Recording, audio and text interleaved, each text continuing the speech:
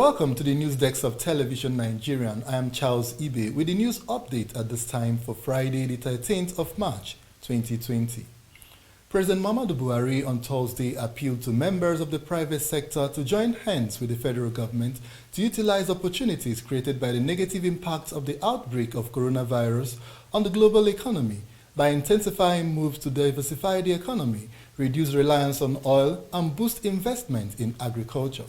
The president's appeal came on the heels of a report of global glut in the price of crude oil as a result of the outbreak of coronavirus, which has been declared a global pandemic. The federal government, however, cautioned Nigerians against trips to some countries with high reported cases of the disease and clarified that it has not placed travel restrictions on countries with a high level of coronavirus transmission. The president further stated that the country's reliance on crude oil for 60% of its revenues in the face of the ravaging effects of COVID-19 will result in downward slide in the country's move to address its infrastructure deficit and human capital challenges. The Abuja Division of the Federal High Court under Justice Anwuli Chikere on Friday ordered that the dethroned Emir of Kano, Lamido Sanusi, should be granted his freedom. The court in its ruling held that Sanusi, who was deposed as Emir by the Kano state government last Monday and forcefully taken to Awe in Nasarawa state where he was confined, is entitled to his constitutionally guaranteed rights to personal liberty and movement. The ruling followed an ex parte application the dethroned Emir filed through his team of lawyers led by Prince Lateef Fagbemi SAN on Thursday, while Justice Chikere fixed March 26th to hear Sanusi's substantive suit against the respondents. 3 African countries of Ghana, Gabon, and Kenya have joined the League of African Countries affected by the ravaging coronavirus. The number of countries affected by the coronavirus across the African continent has now increased to 15 with the recent cases.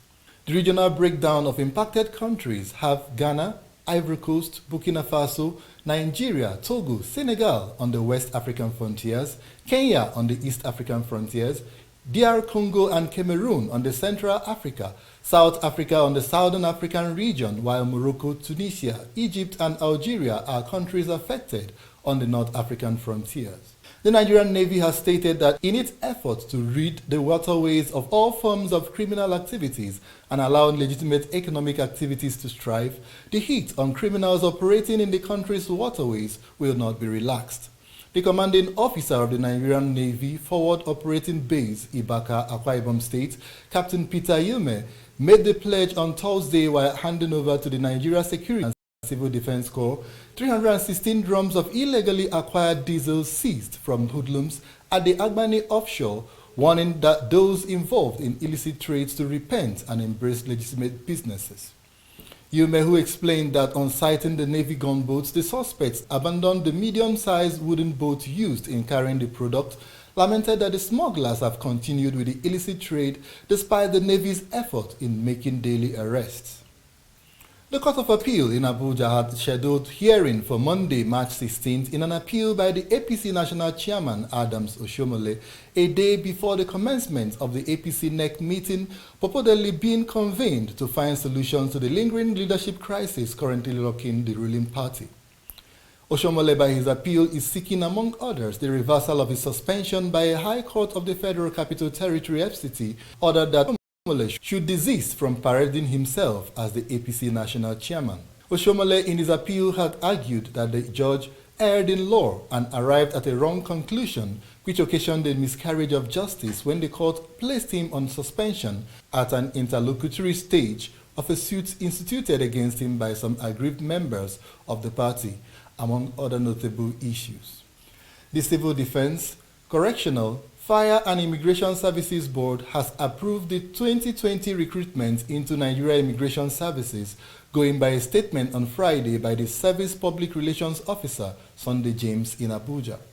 James stated that the recruitment was approved by the board under its chairman and Minister of Interior, Rauf Aregbesola, with the exercise slated to run for 4 weeks from the date of the publication.